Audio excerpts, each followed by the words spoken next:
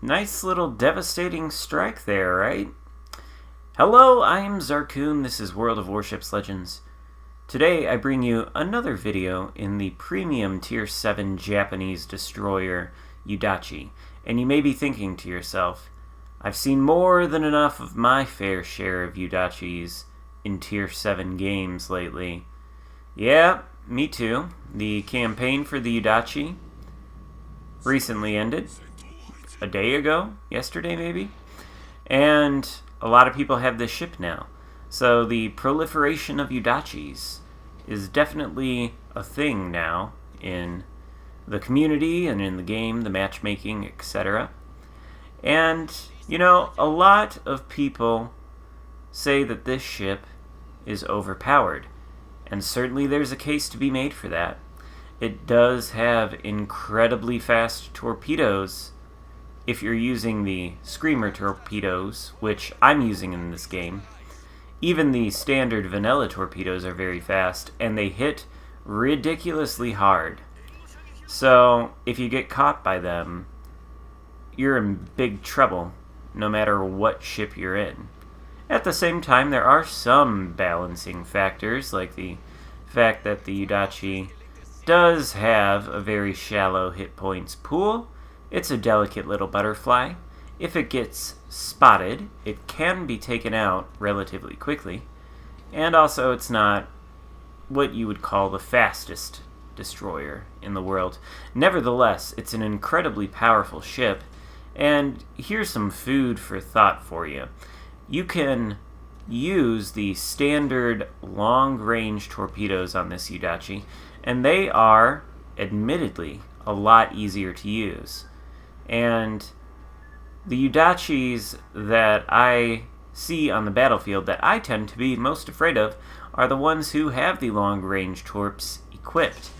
They can do certain things that the Yudachis with the Screamer torps can't do, and the Yudachis with the Screamer torps have to get very close to you. And frankly, there are quite a few potato Yudachi players around. I've been one of them in a game or two. Received some hate mail the other day. It was pretty funny.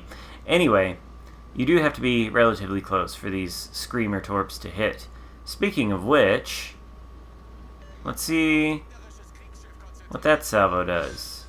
Oh! Takes out the York in a devastating strike. And it only took 2 of these torpedoes to take 32,600 of his hit points, which is literally all of them. So you can see just how powerful they are. Now, you do have to be close. I mean, we're in a danger zone here. The Yudachi is pretty stealthy. I've got a level 12 Eric Bay inspiring Tanaka on this build, and I think my sea detectability range is about 5.5 kilometers. No, maybe less than that. 5.2, perhaps? That Tirpitz right there is about to, maybe it's just 5 solid. Yep, 5, exactly. The Tirpitz has sailed into my detectability range, so I'm going to have to deploy smoke. I've ran into an island, which is not good. Luckily, nobody had their guns aimed this way, so only the Tirpitz's secondaries actually hit me and do any damage. Anyway, you can see just how easy it is when you are close to enemy ships for a single ship to spot you. You might accidentally run into an island, whatever. So, the food for thought that I wanted to throw out to you earlier is maybe it shouldn't be an option to go between the Screamer torps and the long-range torps. Maybe the Yudachi should only come equipped with the Screamer torps.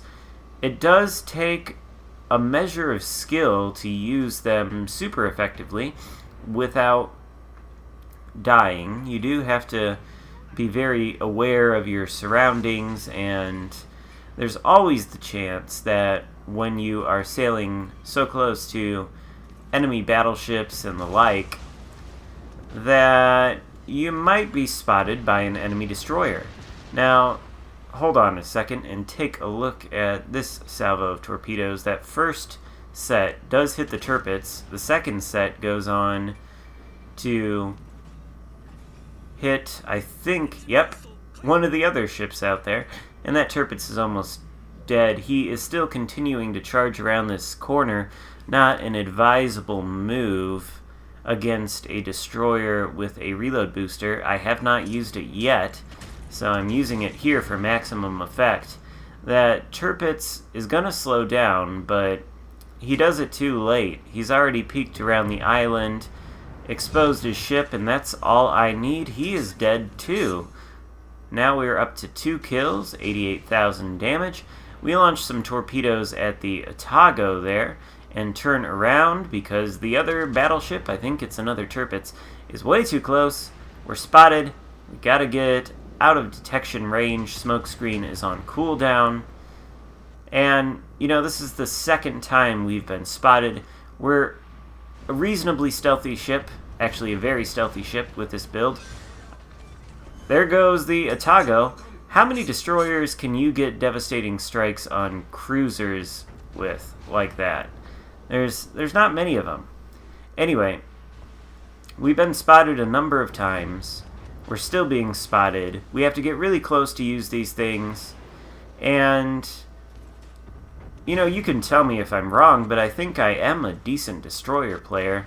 I'm maybe perhaps not entirely fluent in the playstyle of destroyers, but I am at least, well, I'm at least very opinionated in my strategy when it comes to destroyer play, so you can judge that however you want.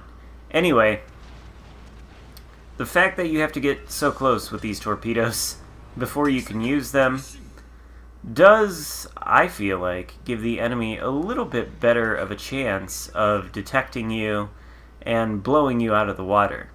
So, perhaps, and maybe this is a horrible idea, but perhaps the way to mitigate the horrors that the proliferation of Yūdachis can sometimes cause in these Tier 7 matches, maybe they don't need the option to switch out the torpedo types. Maybe they need to be confined to the screamers.